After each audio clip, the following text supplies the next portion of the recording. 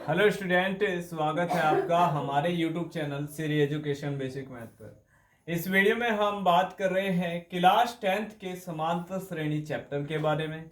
और यहाँ समांतर श्रेणी में प्रश्नावली 5B से हमारा क्वेश्चन 10 लिया गया है। तो यहाँ क्वेश्चन 10 में क्वेश्चन क्या कहना चाह रहा है, सबसे पहले इस विषय में चर्चा करते हैं। तो यहाँ क्वेश्चन कहता है उस समांतर श्रेणी का 31वां पद ज्ञात कीजिए जिसका 11वां पद 38 है और 16वां पद 73 है। तो यानी कि हमें यहाँ पर 11वां पद दिया है और 16वां पद भी दिया है, लेकिन हमारा 31वां पद हमें मालूम नहीं है। तो यहाँ 31वां पद हमारा क्या होगा, इसी विषय में हम चर्चा करने वाले हैं। तो n बराबर हमारा 31 हो जाएगा। चूंकि 31वां पद हमें निकालना लेकिन हमारे पास यहाँ पर n बराबर 31 होगा।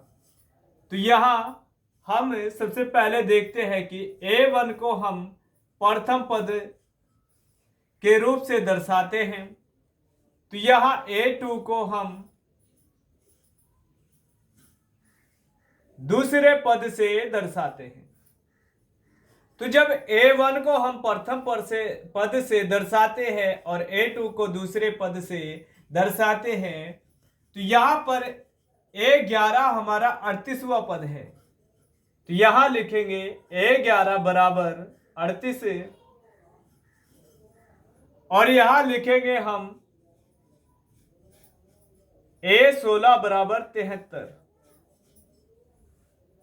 तो यहां 38वां जो पद है वो 11 है। तो यहां 11वां पद हमारा 38 है और यहां 16वां पद हमारा 73 है। तो आइए इस क्वेश्चन में हम डिटेल से बात करते हैं। तो यहां सबसे पहले सूत्र को देखते हैं। तो सूत्र हमारा होता है an बराबर a plus n minus 1 into D. तो ये हमारा सूत्र है जिसमें हमें nवां पद 31 निकालना है, लेकिन हमारे पास श्रेणी का प्रथम पद भी नहीं है। a हमें मालूम नहीं है, d हमें मालूम नहीं, सार्वधातुक। तो हमें इस कंडीशन में क्या करना होगा, सबसे पहले हमें प्रथम पद और सार्वधातुक को मानना होगा। तो आइए प्रथम पद और सार्वधातुक को मानते हैं। तो माना प्रथम पद हमारे पास हो जाएगा a तथा समांतर श्रेणी का सार्वधातुक हमारे पास हो जाएगा d। तो आइए अब a11 को देखते हैं कि a11 को हम किस फॉर्म में लिख सकते हैं।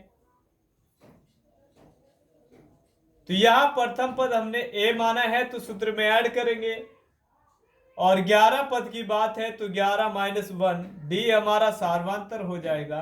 तो यहां पर a प्लस 11 में से घटाएंगे तो 10 और गुणा में d। तो यहां पर a प्लस 10 d हमारे पास आ जाएगा 11वें पद का मान। लेकिन a प्लस 10 डी के इक्वल हमारा 11वां पद है और 11वें पद का मान हमारे पास 38 है। तो यहां पर a प्लस 10 डी बराबर हम लिख देंगे 38। और ऐसे ही आइए हम देखते हैं 16वां पद।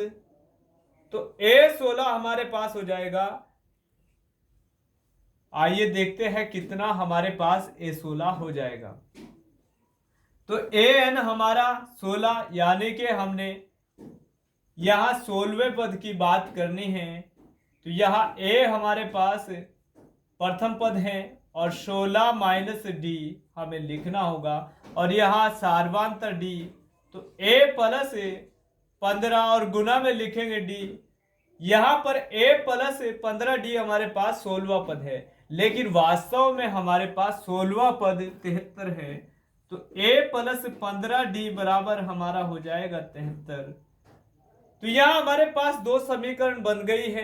प्रथम समीकरण हमारे पास a प्लस 10d बराबर 38 है और दूसरी समीकरण हमारे पास a प्लस 15d बराबर 73 है। तो आइए विलोपन विधि से जैसे ही हम दोनों समीकरण को सोल्व करेंगे तो हमारे पास क्या मान आएंगे तो देखते हैं। तो यहां समीकरण फर्स्ट व सेकंड से तो a प्लस 10d बराबर 38 और a प्लस 15d बराबर हमारा 73 हो जाएगा। तो यहां हमारा जो a है वो इक्वल है, बराबर है, तो इसे काटने के लिए हमें लिखना पड़ेगा घटाने पर, क्योंकि जैसे हम घटाने पर लिखते हैं तो साइन चेंज हो जाता है। जहां प्लस होता है वहां माइनस लगाना होता है और जहां माइनस होता है वहां प्लस लगाना होता है। यहां छिपा हुआ प्लस है तो माइनस लगाएंगे, यहां भी प्लस तो माइनस और यहां भी माइनस, और a से a कैंसिल हो जाएगा और यहां माइनस का 5d हमारा बच जाएगा। और जब 73 में से 38 को घटाएंगे तो इधर से 2.5 लेंगे, 13 में से 8 घटाएंगे तो 5 और यहाँ हमारे पास 6 बचा और 6 में से 3 घटाएंगे 3 तो माइनस का 35 और d बराबर माइनस 35 बटे माइनस का 5, 5 सत्ते 35 तो d का मान हमारे पास 7 आ जाएगा। तो आइए समीकरण फर्स्ट में या समीकरण सेकंड में किसी में भी मान रख करके a का मान निकाल लेंगे। चूंकि हमें d का मान मालूम हो गया है तो समीकरण फर्स्ट में d का मान रखने पर तो यहां d का मान रख लेंगे। तो यहां a प्लस 10d बराबर हमारा 38 है और यहां पर a हमें मालूम नहीं है लेकिन d हमारा आया है 7, तो यहां गुना में रख देंगे 10 की 7 को और यहां 38 जुका तो यहां जैसे ही गुना करेंगे 70 और 38 जुका और a बराबर हमारा हो जाएगा, जैसे हम पक्षांतर करेंगे 70 को तो माइनस में आएगा और यहां 10 में से जैसे ही 8 घटाएंगे तो 2 मिलेगा और यहाँ 6 बचा और जैसे 6 में से 3 घटाएंगे तो 3, यह हमें माइनस का 32 मिल जाएगा। तो यहां हमारे पास हमने a और d के मान को निकाला है। तो अब हमारे पास यहां a बराबर हमें मिल गया है माइनस 32 और सार्वांतर हमारे पास d मिला है 7। तो जैसे ही हमें d और a मिल गया है अब हमें 31वां पद ज्ञात करना है जो n के बराबर हमें मालूम नहीं था। तो आइए उसे कैसे सोल्व करेंगे।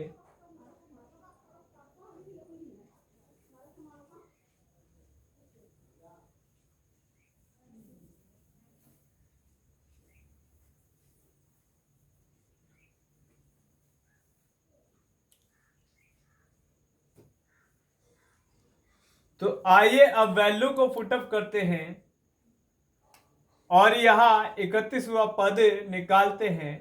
तो a 31 बराबर अब हमें क्या मिलेगा तो आइए जानते हैं। a हमारा है माइनस का 32, प्लस है तो प्लस n का मतलब 31वां पद निकालेंगे तो 31 माइनस 1 और यहां सार्वांतर हमें मिला है 7। तो यहां माइनस का 32 प्लस जुगा तो 1 को घटाएंगे तो हमारे पास 30 आ जाएगा और गुना में कितना 7 और यहां बोडमास के नियम से सबसे पहले हम गुना के संबंध को सोल्व करते हैं। तो 7 या 21 और जैसे हम यहां पर 32 को 210 में से घटाएंगे तो हमें 31वां पद मालूम हो जाएगा। तो यहां 31वां पद हमारे पास क्या आएगा तो यहां 0 में से जैसे ही 2 को घटाएंगे तो नहीं जाएगा, 2.5 लेंगे, 10 में से 2 घटाएंगे तो 8 और यहां जहां से हमने 2.5 लिया है वहां पर 0 और जब इधर से 2.5 लेंगे तो 10 और 10 में से घटाना होगा 3 तो 3 को घटाएंगे 10 में से 7 और यहां जहां से 2.5 लिया है 1 बचा है। तो यानी कि 31वां जो पद हमारा होगा वह 178 आ जाएगा। तो उम्मीद करते हैं कि जो हमने क्लास 10 से समांतर श्रेणी चैप्टर से आपको पर्सनावली 5B से जो क्वेश्चन नंबर 10 समझाया है वह आपकी समझ में आ गया होगा। तो इस वीडियो में इतना ही स्टूडेंट, फिर मिलते हैं नेक्स्ट वीडियो में। और नेक्स्ट वीडियो को पाने के लिए हमारे चैनल को कीजिएगा सब्सक्राइब।